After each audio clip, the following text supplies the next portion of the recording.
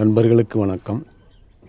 தினம் ஒரு தாவரம் நிகழ்ச்சியில் இன்றைக்கி பாலக்கீரையை பற்றி பார்க்க போகிறோம். நீங்கள் பார்த்துக்கிட்டு இருக்கிறது பாலக்கீரை, ஸ்பினாச்னு சொல்லுவாங்க.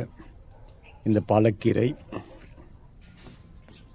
குளிர்காலங்களில் அதிகமாக விளையக்கூடிய கீரை. இந்த கீரையோட பூர்வீகம் மேற்காசியா.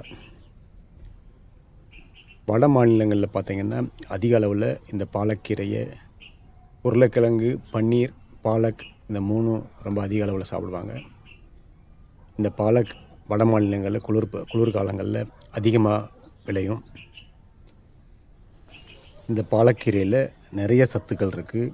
இதில் vitamin A, vitamin C, vitamin இ, அது மட்டும் இல்லாமல் பொட்டாசியம், மெக்னீசியம், சோடியம், ஜிங்க் போன்ற சத்துக்கள் இதில் அதிகமாக இருக்குது.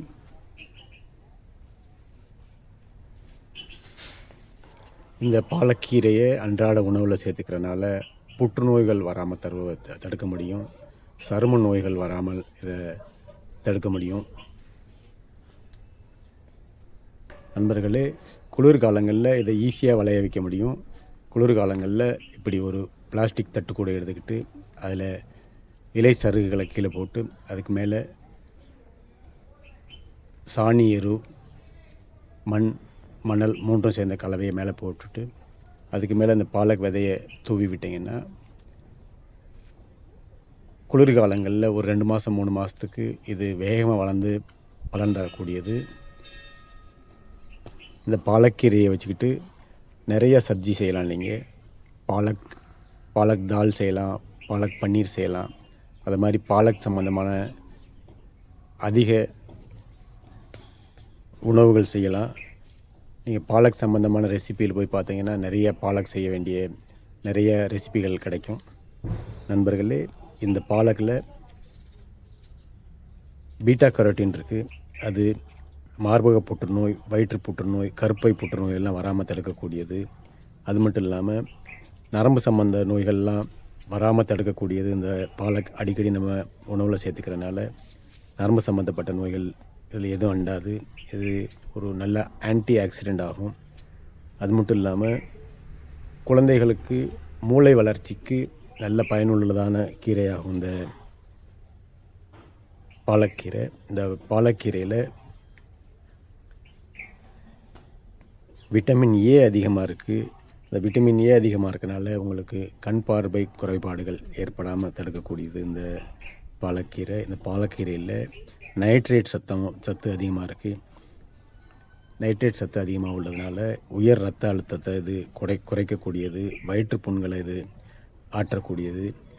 இந்த பாலக்கீரையில் விட்டமின் இ சத்து அதிகமாக உள்ளதுனால இது எலும்பை பலப்படுத்தக்கூடியது. எலும்பு தேய்மானத்தை தடுக்கக்கூடியது. ஆஸ்டியோபோரோசிஸ் அப்படின்னு சொல்லக்கூடிய எலும்பு பலவீனத்தை இது சரி செய்யக்கூடியது. ஆர்த்தரைட்டிஸ் என்ன சொல்லக்கூடிய எலும்பு தேய்மானத்தை இது சரி செய்யக்கூடியது. அது மட்டும் இல்லாமல் இதில் இரும்பு சத்து அதிகமாக இருக்குது.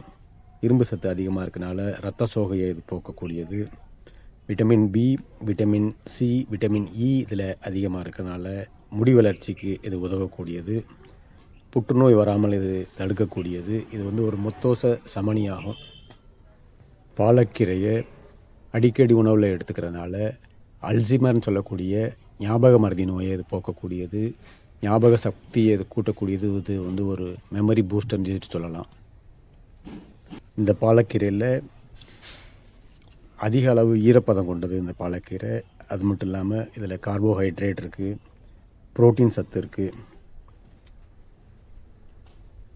இவ்வாறு அனைத்து சத்துக்களையும் கொண்ட இந்த பாலக்கீரைன்னு சொல்லக்கூடிய ஸ்பினாச்சை நீங்கள் உங்கள் வீட்டில் எளிதாக வளர்த்து பயன்பெற வேண்டுகிறேன்.